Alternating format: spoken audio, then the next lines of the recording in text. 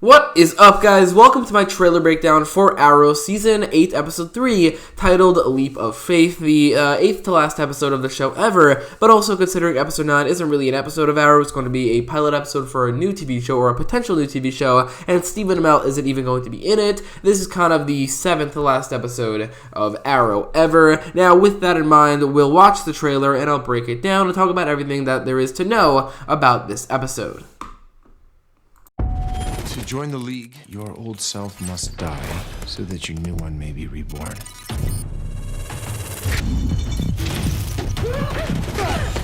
What are you not telling me? In the future, I die.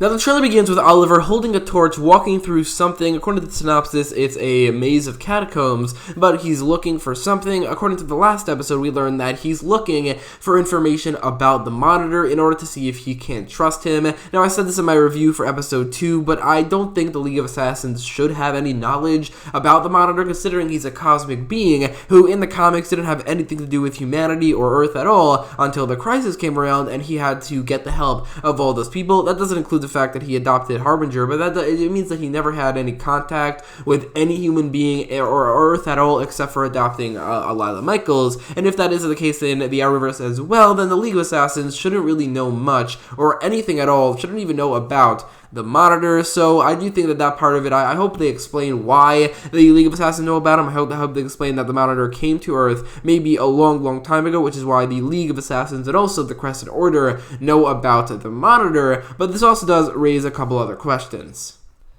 For instance, Oliver going to Nanda Parbat to seek information about the Monitor or from the League of Assassins doesn't really make much sense at face value, because not only, like I said, the League of Assassins probably shouldn't know much about the Monitor, if at all, but also the League of Assassins aren't a thing anymore. They were disbanded by Nyssa Al Ghul in Season 4. It is possible that loyalists to either Malcolm Merlyn, like the Thanatos Guild, or the original the Nyssa's father, Ra's al Ghul, maybe there are still loyalists back in Nanda Parbat who don't see Nyssa destroying the ring, or the disbanding the League as legitimate. It's possible that those people are still there, and maybe that's some of the people we're going to see in this episode, but actually going to Nanda Parbat to seek information from the people there, that wouldn't make sense. However, it seems like Oliver's not going to seek information about or from people. It's from some sort of object or item or something in this maze of catacombs.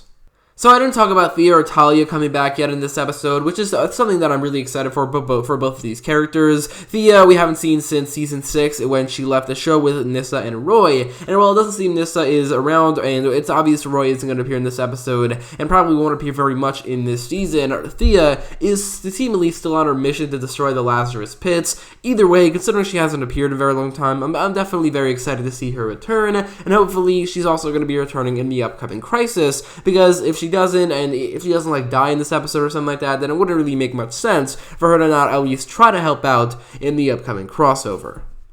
Similarly, Talia al Ghul is definitely a character that I'm excited to see return. She hasn't appeared since the beginning of Season 7, where she was locked up in Slabside Penitentiary, but then helped escape by Oliver. She also mentioned that she went to Gotham for a little bit and was sent to Slabside by somebody in Gotham. It turns out that that was not Batwoman. It could not have been Batwoman based off what we've seen on Batwoman, so it could have probably been Bruce Wayne, who is not Batman, but is probably somewhere in Gotham. Anyway, because of those things, I think it'll be possible for Talia to have some sort of other references to Batman. I think it would be so cool if she mentions that she has a son, even mentions that his name is Damian. She doesn't need to mention that Bruce Wayne is his father, but I think that would be a really cool reference, and also adding to the Batman timeline. Aside from that, however, aside from the Batman stuff, I am definitely still interested and excited to see Talia al Ghul return, because I think she's a great character.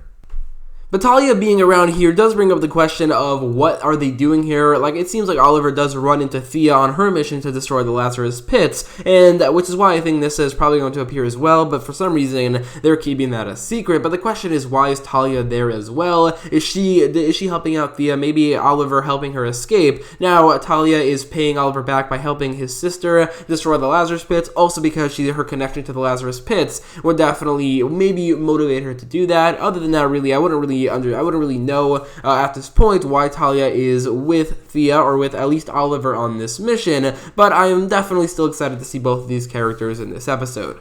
So the trailer then ends with Oliver and Thea at a campsite. This definitely reminds me of the Return episode from Season 3 where Oliver and Thea went to Lianyu and then they ended up fighting Slade. It's not exactly the greatest episode ever, definitely a misuse of Slade Wilson. However, it seems like this is an homage to that where they're sitting at a campfire, probably in some sort of forest or something. This whole episode is going to be an homage to Season 3. Some reason Season 3 gets 2 homage episodes, the last one for the flashbacks and this one for the present day with the League of Assassins, but also here where Oliver and Thea are at a campfire. However, in this scene, Oliver tells Thea that he's gonna die in the crisis. Now, this is definitely something I'm very much anticipating. Thea's reaction to this, I feel like Thea will probably be like, that's not going to happen. She's going to want to help Oliver fight this. And also, based off the shot we see right after this, it feels like Oliver might feel a little bit, a little bit invincible because he knows when he's going to die. He knows he's not going to die until the crisis, so he could do anything, which is why I think he goes into the catacomb here and steps on the thing without actually being cautious, and then the whole building falls on him, so he does survive this. But I feel like in this episode, it'll show him feeling invincible because of the fact that he knows he's going to survive everything that's going on now, but won't the crisis. However, this does bring up some parallels between Arrow and the Flash, actually in the very same episode, which is episode 3. Now, Arrow and the Flash have very similar storylines this season. The main thing that I think is the huge similarity is the Monitor telling each of them, Oliver and Barry, that they're going to die in the crisis, or at least they have to. This definitely weighs them down. However, it seems like they decided to do the exact same thing in the 3rd episode, which is Oliver tell at least one person that he loves that he's going to die in the future. Now he's telling Thea. Barry in episode 3 told Frost along with Ralph and Cisco, and I think the parallels here are pretty insane. How similar these seasons are, and I think it's for the better because of all the crisis setup, and also these characters knowing that they're going to die in the upcoming crisis, or at least knowing that they have to die. I think it brings a level of emotion and I think a level of immediance to the threat level that is the crisis. Now, that's it basically for the trailer breakdown, but the trailer does not show anything for the other characters. The main storyline with Oliver and Talia and Thea, maybe Nissa as well, along with the Thanatos Guild, doesn't include Diggle or Lyla or Renee or Dinah, or obviously the Flash Forwards characters, but nobody cares about those guys. Now, there will be a side storyline in this episode, but I don't think Renee or Dinah will be in this episode. They weren't in the last episode at all, and they weren't technically in episode 1. It was just their Earth 2 counterparts, so I don't think that those actual characters are returning until episode 4 because that's confirmed that they are. However, in this episode, John and Lyla will be having their own side storyline, which I'm much more excited for than I typically am for those type of storylines.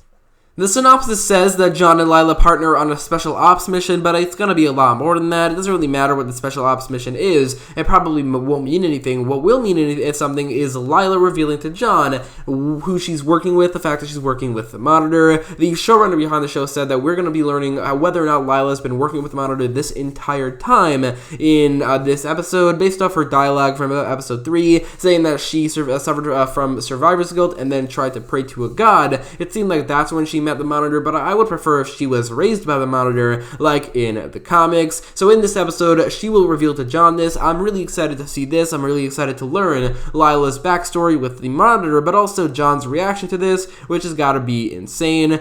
Now, one other thing that's going to happen in this episode is fairly spoilery, so if you don't want to have spoilers, it's actually probably for a death that's going to happen in this episode, then you probably should stop watching this video here. However, it is for the Flash Forwards, so I wouldn't really care to be spoiled, but if you do, stop watching right here.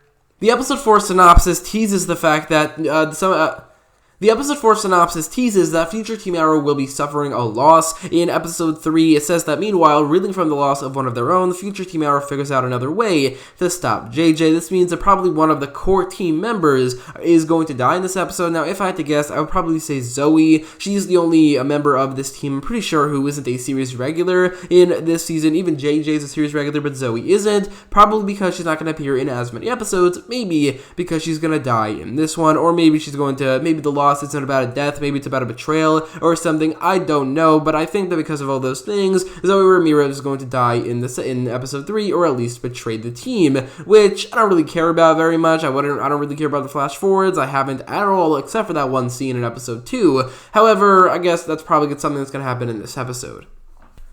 So anyway, let me know your thoughts about everything I talked about in this video. If you like this video, also let me know So anyway, let me know your thoughts on everything I talked about in this video, and if you liked it, make sure to leave a like, share, and subscribe, and thanks for watching.